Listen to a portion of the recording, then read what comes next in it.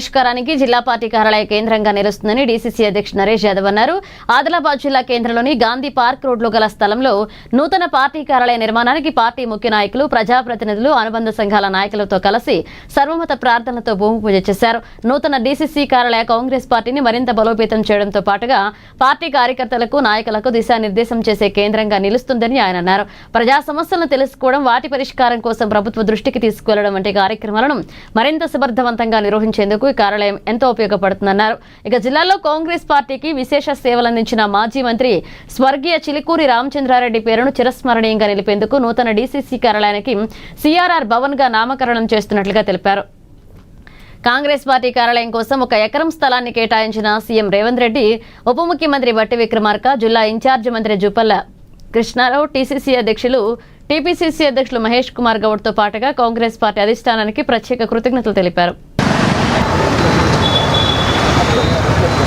ఈరోజు కాంగ్రెస్ పార్టీ పెద్దలందరి ఆశీస్సుల మేరకు ఈరోజు మా కాంగ్రెస్ పార్టీ కార్యాలయం మాకు 1 ఎకరం భూమి ఇక్కడ కేటాయించడం జరిగింది. ఈరోజు ఈ కాంగ్రెస్ పార్టీ నూతన కార్యాలయాన్ని మేమందరం కలిసి ప్రారంభించడం జరిగింది. మరి ఇది ప్రజాభవన్, గాంధీ భవన్, ప్రజాభవన్, అదేవిధంగా దీన్ని సిఆర్ఆర్ భవన్ గా కూడా పేరు పెట్టడం జరిగింది. కాబట్టి ఎందుకంటే ఇది ప్రజలకు మేలు చేసేటువంటి కార్యాలయం. ఎవరైనా కుల, మత భేద, ఎటువంటి భేదాలు లేకుండా ఎవరైనా రావచ్చు, వారు ఇక్కడ సేవను ఉపయోగించుకోవచ్చు. ఇదేంటంటే ఆదిలాబాద్ జిల్లా పురోగతికి నాంది పలకడానికే ఈ కార్యాలయం ఈరోజు ప్రారంభించడం జరిగింది. తప్పకుండా మా దగ్గర నుంచి ఏదైతే కాంగ్రెస్ పార్టీ తరఫున ప్రజలు ఆశిస్తూ ఉన్నారో తప్పకుండా అదే విధంగా ఈ కాంగ్రెస్ కార్యాలయం పనిచేస్తూ ఉంది, తప్పకుండా పనిచేస్తుంది.